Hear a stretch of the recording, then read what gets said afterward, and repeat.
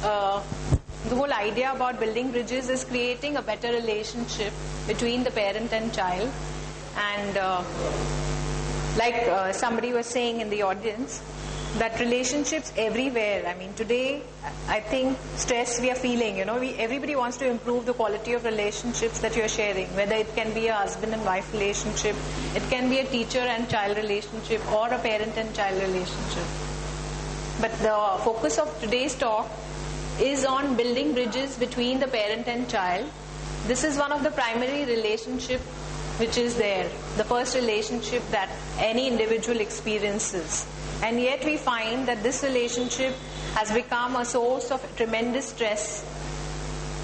In my 14 years of experience of working in schools, even outside schools, with children, with teenagers and with adults, we find even adults, no matter, even you might be an older person like 50 plus or 60, but you still carry the memories, some impressions and things about your childhood, the experiences that you have had with your parents. That itself shows that parenting is such a crucial, it's such a vital, it's a very important role that it plays.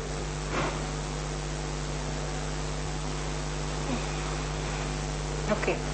The presentation, as you can see, it starts off with parenting is the toughest job in the world, and yet it is almost always performed by amateurs. We are always first-time parents. As somebody was asking me, I'm not a parent, I'm a single person, I'm not even married. So in a way, I have no right to sit here and speak things, because all of you have more experience. I think your experience is based on real-time life. But I'm going to share with you whatever it is that I think works. And it's based on my experience as well as psychological research. So it's a tough job to be a parent. Congratulations for all of you who in the audience who are parents, for being the brave person, for embarking on that journey. It shows that you have some trust in the whole process of parenting. Because there are people like me who have chosen to remain single because we have studied so much, so many theories and so many things, and then there's somewhere I feel there is a distrust, I think, because you feel, is it worth all the effort that goes into, because every day, you are meeting people and patients who are having problems, right from young children to their own relationship issues. So somewhere I think we become wary. Psychologists have become very wary. Exactly. I know. So I'm saying congratulations to all of you to have trust in the parenting process, because we need parents, we need the world to be going on. We don't need people like us who sit and give you a lot of theories but are actually afraid to live life. Okay? So parenting, of course now with the whole advancement in education and in psychological fields, there are a lot of parenting courses being conducted. But as such, there's not a prescription required that you need to go through a parenting course to become a parent. So by default, you decide, when you decide to have a child, you are an amateur parent, whatever your knowledge is, no matter however educated you are. But it is a first time experience for you. And you fumble around. A child is a new baby in the world. It's a unique creation. It's not like coming with any fixed. It's like you buy an electrical appliance, you get a whole manual, how to use the manual. But you get your baby, manual doesn't come with it. Although the psychologists have created something to help you and to ease your task. But the baby is a baby. A crying baby is it throws apart all the theory. And you have to deal with hands-on experience, with your own knowledge, your ignorance, whatever it is that you possess. Okay. And you are parents, you have good intentions, and you have love, a lot of love in you, and you try to do the best that you can. And in spite of that, we find that at every stage that there are different kind of problems that you will experience as a parent. The child will experience different issues with you as a parent, which you are being your best. Even if you're giving the best to your child, the child may be having a different experience from what you think you're being as a parent. And the same goes with you. You have new issues to deal with at every age, whether it's a teenager or a toddler that you are dealing with. So let us see, before I go on to what works, I mean, I'm asking the audience, anybody, to say, what do you think works, and why do you think there is so much stress and strain? We're reading so much in the media about like student suicide, stress, exam-related stress, and the whole parent-child relationship. It seems like there's a power struggle going on. That's the way I feel. Like the parent, I feel, is trying to show that this is my domain, my territory, and trying to assert their authority. And the child is using some kind of manipulative tactics and trying to, use the parent and wind them around their little finger. So this whole beautiful process of a parent and child, somewhere I think there's some loss of values and degradation going on. So why do you think, what is going on? And unnecessary high expectations. Okay. This current episode of society is around the same. One is they are not tough enough to meet the challenges of the life. It is a total fault of parents. Okay. The oversensitive child, the only child, naturally you will give everything to him, whatever he wants. That creates emotional turbulence if you don't give something. Okay.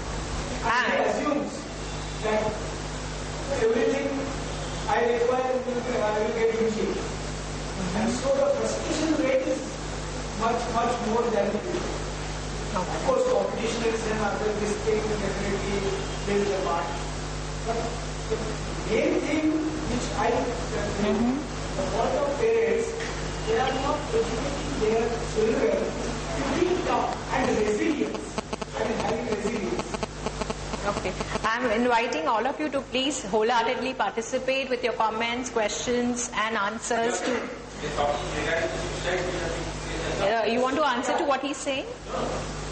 Yes, suicide. I specifically. Oh, you are picking on the suicide. You said suicide is happening because children lack the strength and resilience, which is not being given by parents. High expectations, strong demands from environment as well as from parents. You're saying something gone wrong with the parenting is a reflection in the student suicide. Yeah, I mean definitely.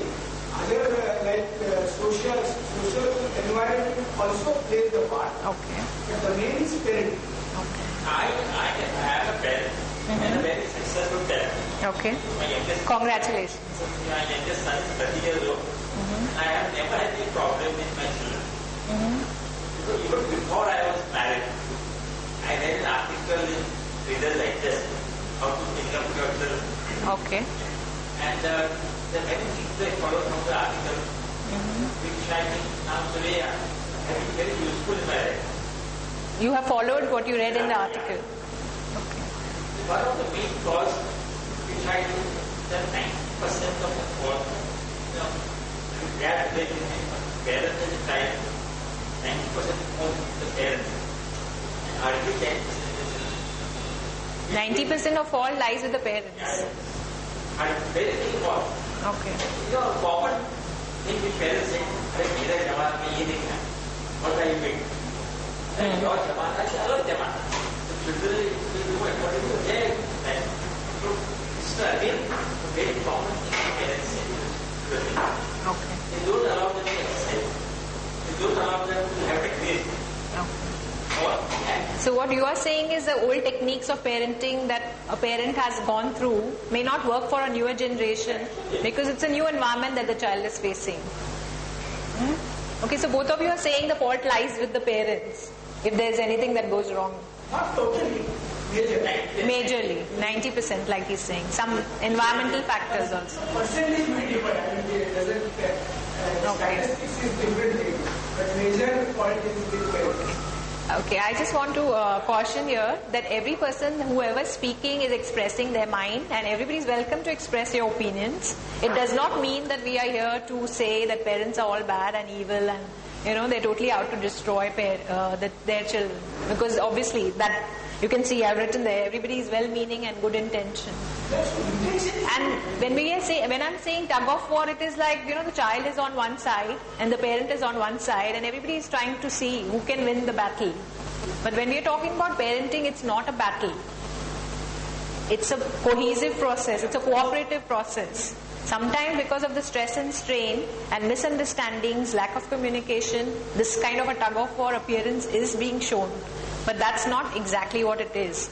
You did not bring your child into the world because you want to have a battle with that child, or you want to show your superiority, or that your ego should be catered to and not show the child his place. Those are not the reasons why you brought the child. So that's not the picture. What we're talking about is a dysfunctional picture which is appearing now because the